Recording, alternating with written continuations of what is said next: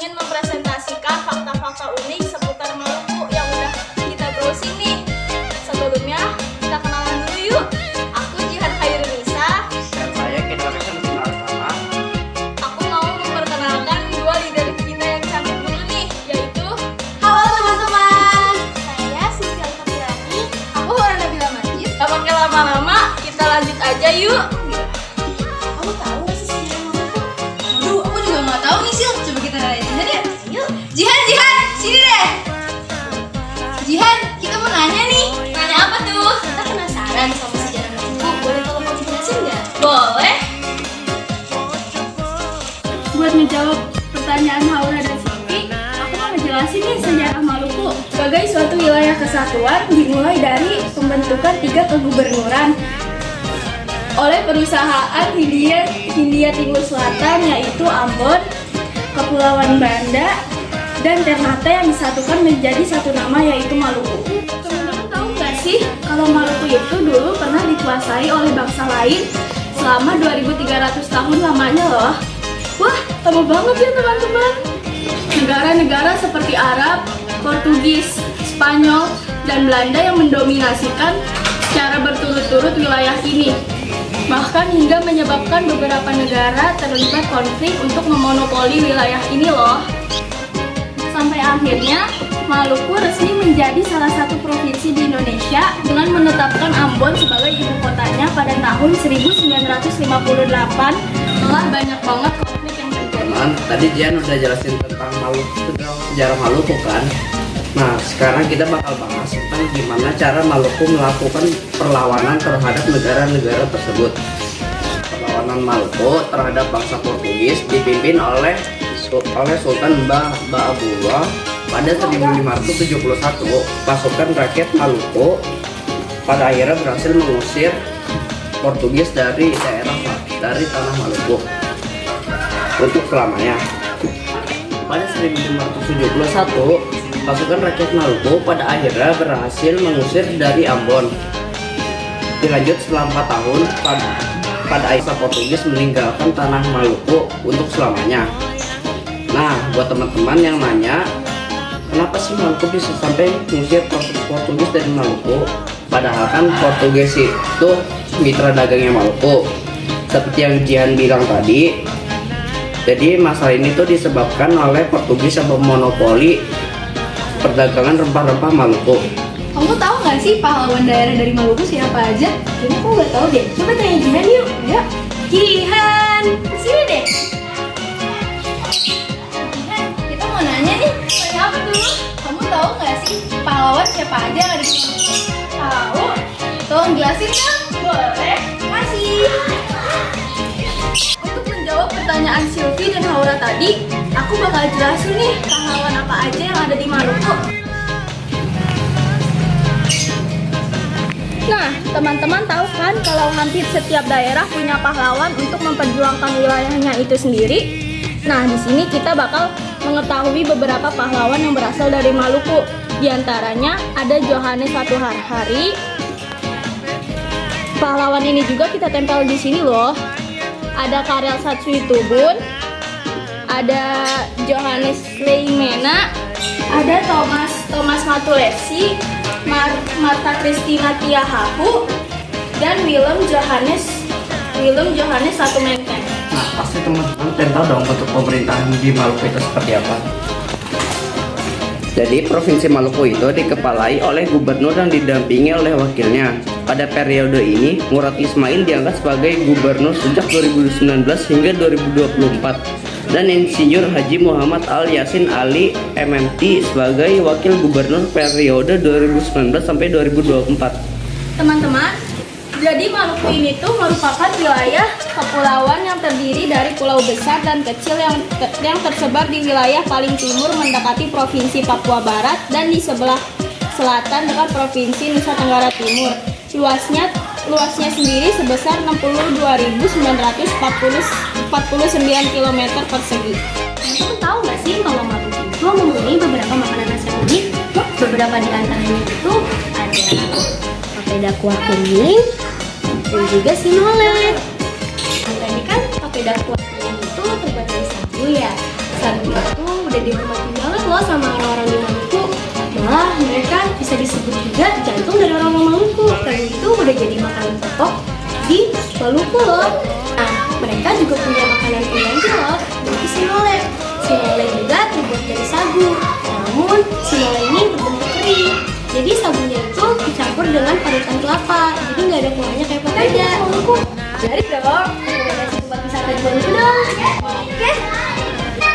Jadi teman-teman, aku sama Juli kan ternyata mau ke Maluku nih. Nah, aku juga punya beberapa rekomendasi tempat wisata yang bagus nih di Maluku buat kalian. Yang pertama, ada Pulau Hatta. Pulau Hatta ini tuh punya pantai yang indah banget. Jadi di Pulau Hatta ini tuh setiap sore hari kalian bisa nikmatin indahnya sunset, langit korenan, dengan suasana angin yang sepoi-sepoi. Kalian bakal ngerasa nyaman banget deh di situ. Pokoknya di situ tuh kalian bakal merasa kayak seolah kalian ada di surga. Karena Pulau Hatta ini tuh emang tempatnya tuh enak banget. Nah teman-teman, Pulau Hatta ini sendiri tuh terletak di paling ujung timur Kepulauan Banda.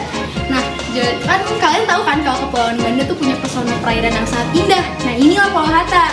Pulau Hatta ini sendiri tuh indah banget. Kalian kalau misalkan sore-sore di sana sambil nikmatin sunset, itu serasa kayak ada di surga loh. Karena dengan langit keorenan dan angin lewat sedikit, kalian tuh udah kayak berasa lagi ada di negeri-negeri dongeng gitu. Teman, selain keindahan alam yang dapat dinikmati, di Pulau Hatta juga kalian bisa nikmati kebudayaannya loh. Nah, di Pulau Hatta ini ada tradisi yang dinamai sebagai adaptasi. Adaptasi ini Adaptasi ini merupakan tradisi di mana masyarakat sekitar nggak boleh tuh menangkap biota-biota laut seperti tanaman, tumbuhan ataupun hewan-hewan yang ada di dalam laut dengan tujuan untuk menjaga keberlangsungan ekosistem mereka sendiri. Nah, selanjutnya ada Fort Amsterdam atau Benteng Amsterdam. Tempat ini tuh tempat kalian untuk mempelajari tentang sejarah yang ada di Maluku. Pokoknya seru banget deh. Selain itu, ada juga lubang buaya Morella, Pantai Natsepa, dan juga Pintu Kota Beach. Pokoknya teman-teman kalau mengunjungi tempat-tempat wisata tadi nggak bakal nyesel deh. Soalnya selain indah, seru-seru banget. Beruntung banget gak sih kita jadi dari Indonesia? Terus bangga teman-teman jadi dari Indonesia. Kalian pada tahu gak sih pakaian adat Maluku itu apa? Nah, pakaian adatnya adalah baju cele. Baju cele di Maluku biasanya digunakan saat upacara-upacara adat. Baju ini umumnya berwarna merah ataupun putih yang dikombinasikan dengan kain plekat yang disalele, yang artinya disarung dan luar dilapisi sampai batas lutut dan dipasangkan label, yaitu sapu tangan yang diletakkan di pundak. Nah, teman-teman, untuk rumah adatnya sendiri namanya Rumah Bayi Leo. Bayi Leo adalah rumah adat yang dikenal masyarakat sebagai tempat pertemuan atau musyawarah. Rumah adat ini memiliki bentuk rumah panggung dengan banyak tiang penyangga berukir.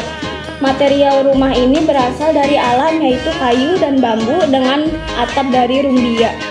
Rumah Bayi Leo dibangun tanpa paku namun menggunakan kait, ijuk, serta pasak yang terbuat dari kayu.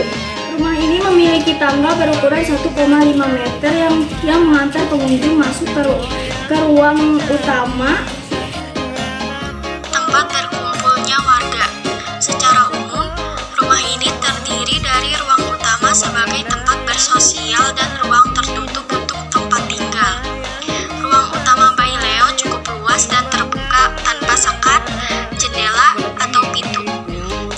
Bagian kanan dan kiri rumah terdapat tempat duduk yang panjang mengelilingi bangunan. Di salah satu sisi terdapat satu ruang tertutup yang menjadi kamar tidur sekaligus tempat berkegiatan rumah tangga lainnya seperti memasak. Fungsi rumah Bayi Leo sendiri menjadi rumah adat utama yang digunakan untuk tempat berkumpulnya warga. Di masa lampau, rumah ini digunakan sebagai tempat raja dan kepala desa beribadah. Warga juga mengadakan pertemuan untuk membicarakan kehidupan masyarakat maupun strategi perang. Hingga kini,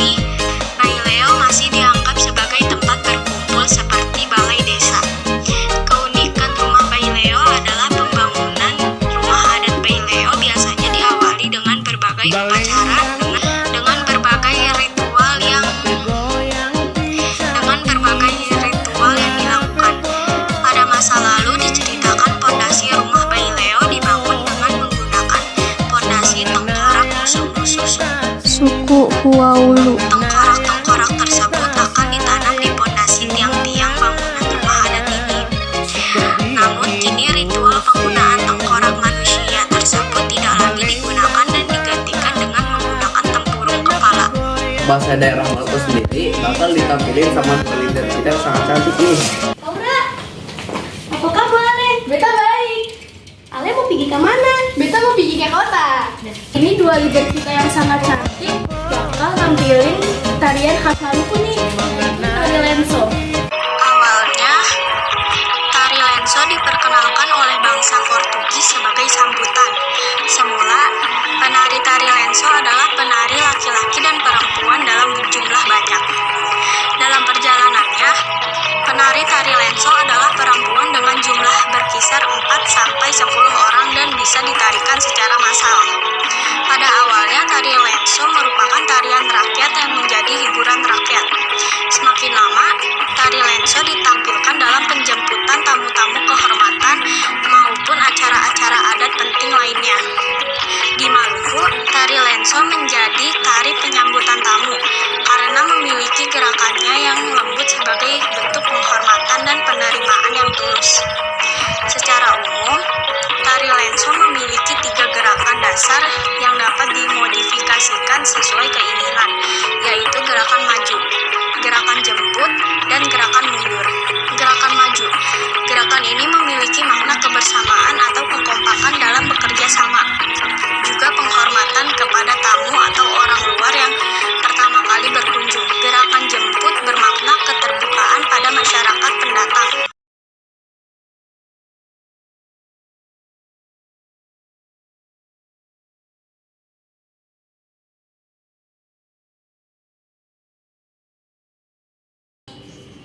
Sekian informasi seputar Maluku dari kami. Mohon maaf bila ada kesalahan. Damke. Wassalamualaikum warahmatullahi wabarakatuh. Sama Lupa kan? kita penasaran nih sama Kita mau nanya nih. Udah. Terhadap bangsa Portugis dipimpin oleh Sultan Ba'abullah pada 1500. Keren banget, keren. Saya dengan kesatuan yang dibentuk ya apa sih? Di Ambon ya guys. Ya guys,